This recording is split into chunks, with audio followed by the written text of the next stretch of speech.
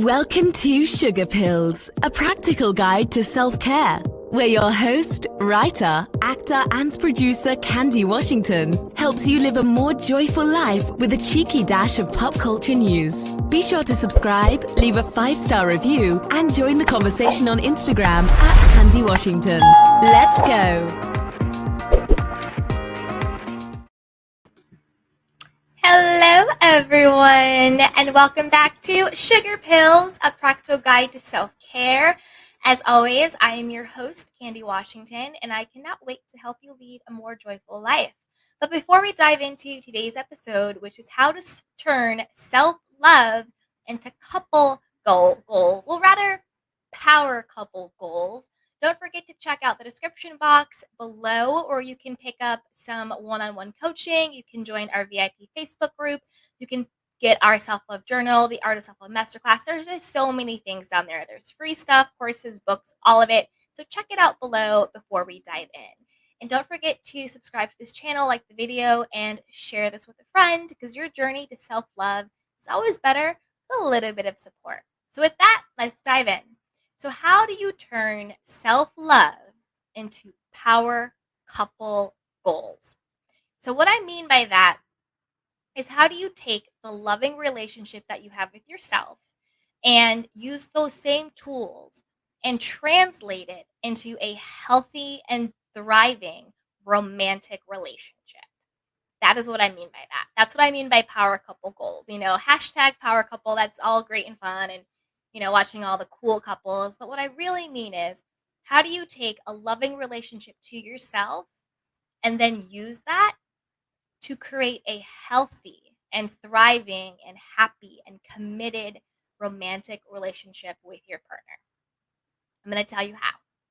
The first self-love thing is to commit to being the highest version of yourself.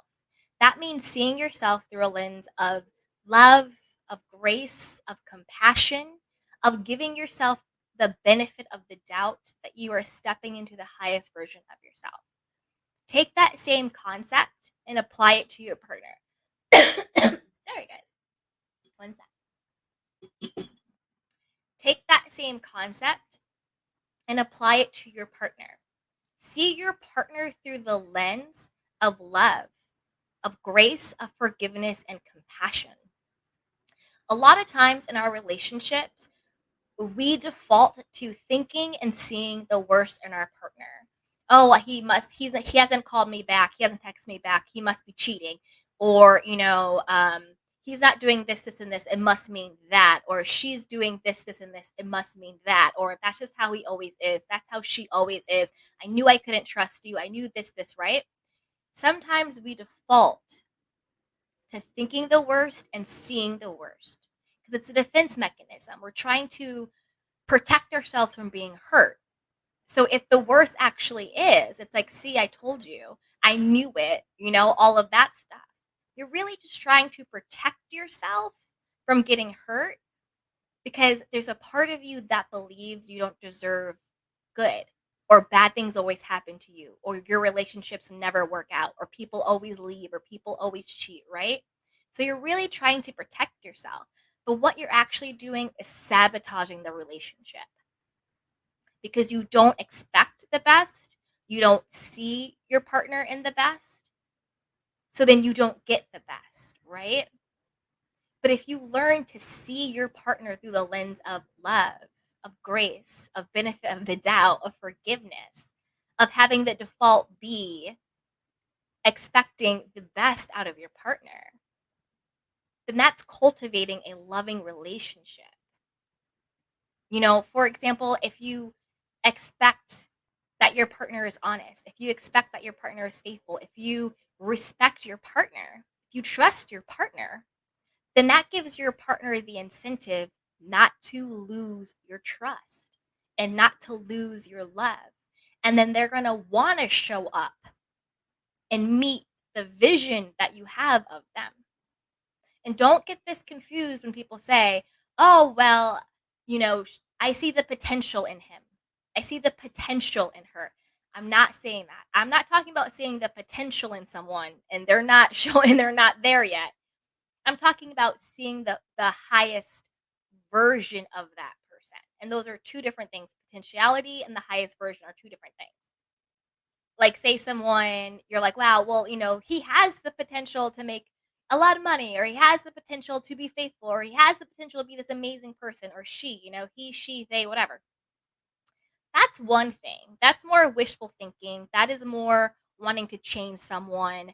That is more settling. When I say see your partner as the highest version of themselves, what I mean is don't default to them not being trustworthy, them not being there for you, them not being faithful, them being X, Y, and Z. Don't default to the lowest version of them, default to the highest version of them. The same way you should do for yourself. Assume the best of yourself. Want to be the highest version of yourself, right? And then do the same for your partner. Because when you view someone through a lens of love and compassion, you experience them differently. And most importantly, they experience you differently. Try it. Try showing your partner appreciation and defaulting to seeing the best in them. And they will work harder to continue to earn and not lose your love, respect, and trust. The next is seek support. As we learn to love ourselves, a big part of that is knowing that we are worthy and deserving of support. Whether it's support of your friends, whether it's support in therapy, whether it's a group support, a community, right? Seek support. That is one true tenement of self love. You are worthy and deserving of support. You don't have to do everything by yourself. You don't have to have all of the answers. You don't have to figure everything out. You don't have to carry the load. You don't have to be strong. You can relax. You can let go. You can share your burden. You can get support. So, as you are building your relationship, also seek support within your relationship. Oftentimes, people get premarital counseling, but if you're getting premarital counseling, it's too late. And I'll tell you why it's too late. You've already decided this is the person that you're marrying, right? You're already, usually when people do premarital counseling, they're engaged and planning the wedding. But before you get to the point of planning the wedding and getting engaged, you should know whether or not this person is actually compatible for you and whether or not you're in a healthy, sustainable relationship. So if the invitations are already out, if you already are engaged and you're already planning the wedding, and now all of a sudden you're like, well, let's just check premarital counseling off the list, it's too late. I think couples should get counseling, whether it's group counseling, individual counseling, support, whatever, before there is an engagement, before anything goes wrong, before you're married years down the line and now you're doing couples therapy as a last ditch effort before you file the divorce papers, right? It's almost like a technicality. You got to check off you went to counseling. Oh, we did everything we could, check it off, right? Usually when people seek support, it's already too late. You've already said yes, or you're already about to file divorce papers. When I say seek support, I mean foundationally. Learn how to communicate. Learn how to unpack your stuff. Learn each other's love languages. Learn each other's, sexual preferences and exploring, become the highest version of yourselves together before it gets bad or before backing out looks too big. Don't seek support only when you think you have to, or something's really bad, or it's checking off a box. Get those foundational tools now. You know, Being able to have healthy communication within a relationship isn't something that you're born with. Sure, some people are born with great communication skills. Sure. But it's usually a skill that is learned, it's taught. People learn it through behaviors, people learn it through family, society, all of that stuff. But communication, it's a skill, right? That's why it's called a skill, because you can learn it, you can teach it, you can finesse it, you can get better at it. So if you think that this is someone you could spend the rest of your life with, or this is your partner, try and get some help and support before.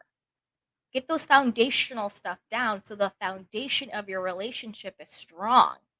So you have that support, you have that community, you have that objective person that you can go to so that you're consciously building a healthy relationship. It shouldn't be, oh, I have the ring, now let's do premarital counseling. Because what if you get into premarital counseling and you realize, whoa, whoa, whoa, we got a lot of problems here. And then you can do it, but once the ring is on, once you've told everybody, it's a lot harder. And I'm not saying you shouldn't, because I don't think you should ever get married or do anything like that if it's not right for you. But just to be realistic and honest, it's a lot harder to back out of an engagement than it is just out of a relationship. So get that foundational support early so that you and your relationship have the tools to build a healthy relationship before it gets to we're about to get divorced, before it gets to they're cheating, before it gets to well, we're getting married in 2 weeks and we just need to check the box off that we did premarital counseling, right?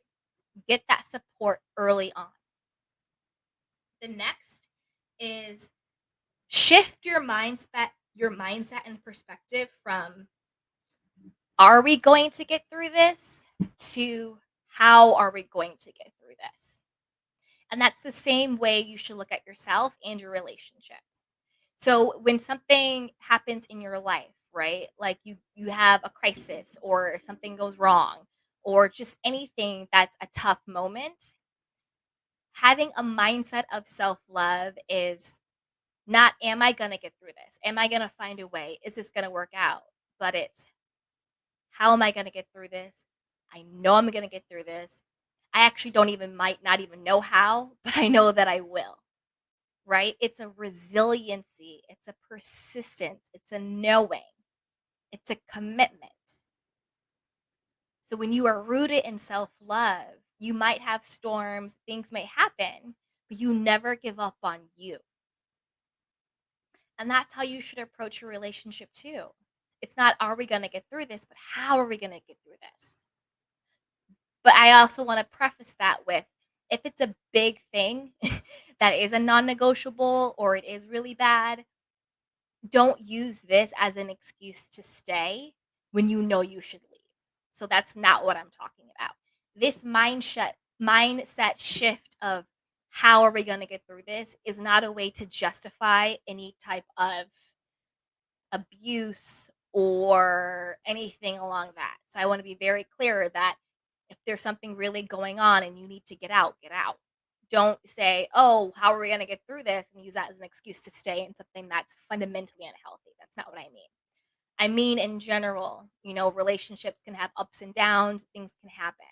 So instead of just bailing at the first sign of something not working out or bailing at the first sign of things not going your way or something happening, have the mindset of how are we going to get through this? How can we find the solution? How can we find ourselves back to ourselves?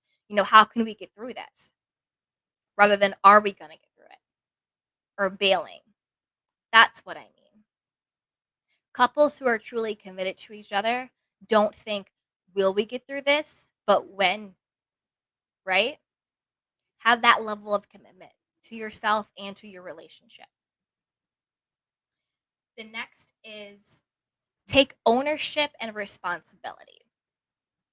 So, again, when we're rooted in self love, we own our role in our lives. We own our own happiness. We own our actions. We own who we are and how we show up the good, the bad, the otherwise, the light and the dark, right? We own ourselves. We don't blame, we don't criticize, we don't fault, but we take responsibility and we take ownership. We should do the same things in our relationships. It's not always the other person, it takes two to tango.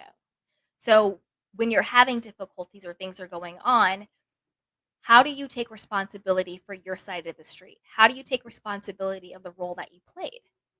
And not just when things are bad, but what about when things are good too? How do you take responsibility and ownership when things are going good? How do you celebrate yourself within the relationship? How do you celebrate your partner within the relationship? So taking ownership and responsibility for the good and the bad, for the role you played, and for the role you allowed your partner to play as well. It's not about criticizing, it's not about faulting, it's about taking ownership, because when you take ownership and responsibility, you empower yourself to either create more if it's good or to change it if it's bad.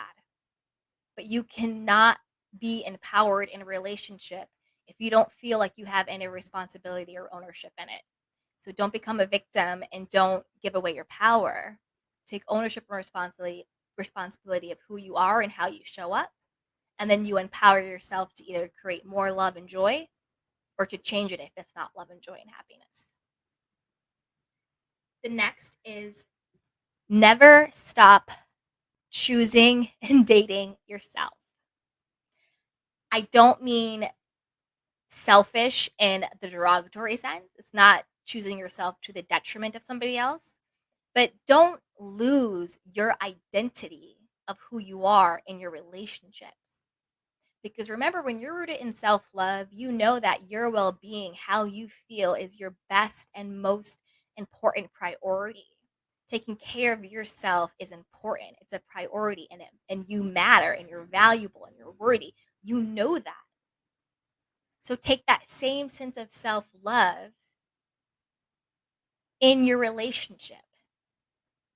Don't devalue or dismiss who you are, your individuality, your independence. But since you're in a relationship, you want it to be interdependent, not dependent, but interdependent, so you can rely on each other. But you still have your sense of self. You still know that you are worthy and that you are valuable. You still know that you are a whole person in the context of a relationship. You're not half a person. You're still you. And a part of your self love journey is choosing yourself. Yes, in relationships, there will be compromise, but there should not be sacrifice. Compromise is when you compromise on preferences. A sacrifice is when you sacrifice a value or a standard. If you value stability and your partner doesn't, want to work, and that creates instability, that's a sacrifice.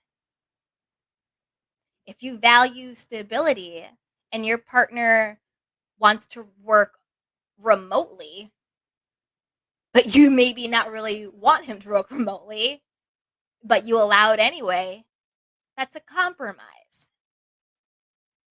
So get clear on who you are, get clear on what your standards and values are, and know the difference between a value and a standard and a preference. So that way you don't sacrifice what you want, what you need, who you are, and who you be in the name of compromising for your relationship.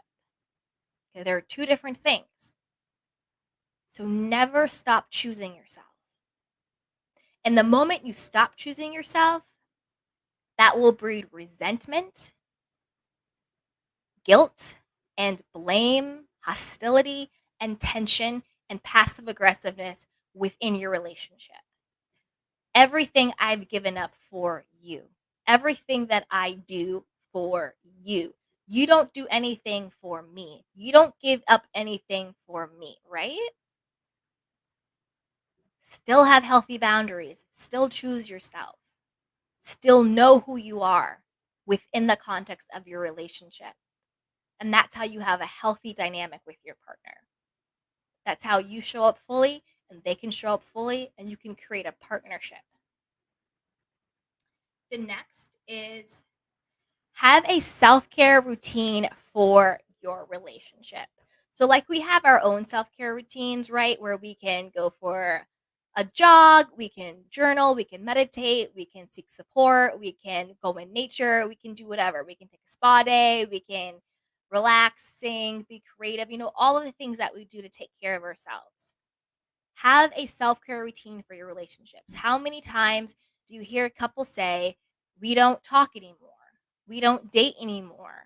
We don't really know who each other's are anymore. We're more like roommates than, romantic partners. It's because they stopped taking care of their relationship. So have a self-care plan for your relationship. Have date nights on the calendar where it's just the two of you. Maybe when you do dinner, you one of your rules is put the phone away, put the work down, be present and talk. Maybe it's having a nighttime routine. I love you, baby. I love you too. And you go to bed and you never go to bed without saying I love you. You never wake up without saying I love you, good morning, or whatever it is. Have little things in place that maintain the love and the connection in your relationship. Don't stop talking to each other. Don't stop dating each other. Don't stop doing the sweet little things. Oh, babe, I took the trash out today. Babe, I washed the dishes for you today. Oh, I made you your favorite lunch just because. Let's make sure we clear our calendars on Sunday so we can spend the day together. Let's take that class. Let's take that trip. Let's try that new thing. Have a self-care routine in place to keep the health of your relationship, to keep the spark and the thrive in your relationship, right? Care about your relationship. Love yourself and your partner enough to be mindful of the state of your relationship.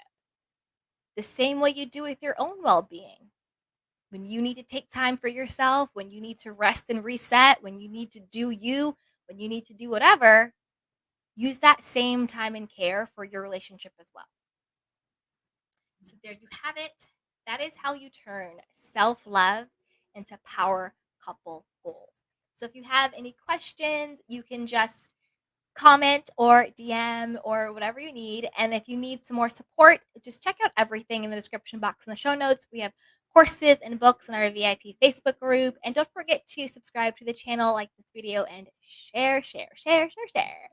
Until next time, everybody, I love you and take care of yourself and each other. Bye.